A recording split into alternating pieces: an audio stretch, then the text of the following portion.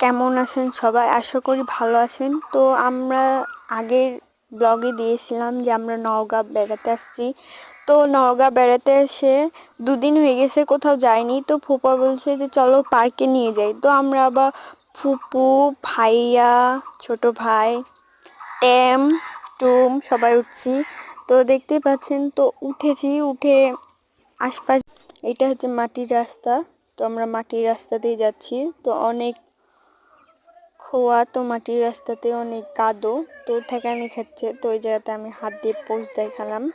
তো আমরা দুবলহাটি চলে আসছি। তো দুবলহাটি এসে নামছি। তো নামার টাইমে ভিডিওটা করলাম। তো এই জায়গাতে আম্মু আর ট্যাম আর মাহিরা যাচ্ছে। আর ফুপা বলছে যে আমি গাড়ি খুঁজতে গেলাম, তাই বলে ফুপা গাড়ি খুঁজছে। তো আমরা এই জায়গাতে কিছুক্ষণ দাঁড়িয়েছিলাম। তো দাঁড়িয়ে থেকে ফুপা একটা গাড়ি পেয়েছে, তো বলছে যে এদিকে আসো। তো চলে আসছি। তো এরপর উঠছি, গাড়ির পর উঠলাম। তো আরাব সামনে যাচ্ছে। তো এই জায়গাতে নওগাঁ চলে আসছি। তো নওগাঁ এসে ভিডিওটা চালু করলাম। তো নওগাঁ এসে দেখতেই পাচ্ছেন এটা নওগাঁ ব্রিজ।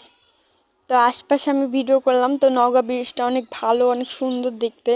তো এই জায়গাতে ভিডিও করছি, ফুপা সামনে বসে আছে, তো আমরা পিছনে। তো ওই যে আমরা যাচ্ছি। তো নওগাঁ গ্রামটা অনেক সুন্দর।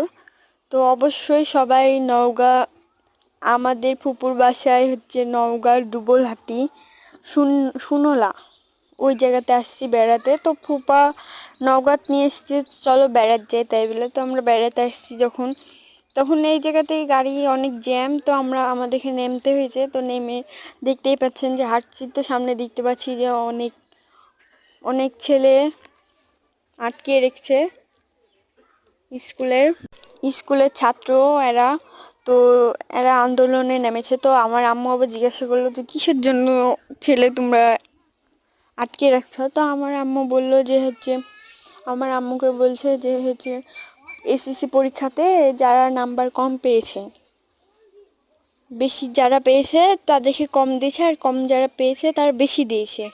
তো ওই যে আমরা পার্কে চলে আসছি। তো পার্কে এসে ফুপা টিকিট কাটছে। তো আমাদেরকে বলছে যে তোমরা তোমরা ভিতরে যাও, আমার টিকিট কাটা হয়ে গেছে। তো আমরা ভিতরে এসে দেখতে পাচ্ছেন যে হরিণ। তো পিছনে অনেক সুন্দর জায়গা, তো আপনার সামনের ব্লগে পাবেন। তো এই জায়গাতে আরা মাহেরা সবাই ঢুকছে। তো ওই জায়গাতে ভিডিও করছি।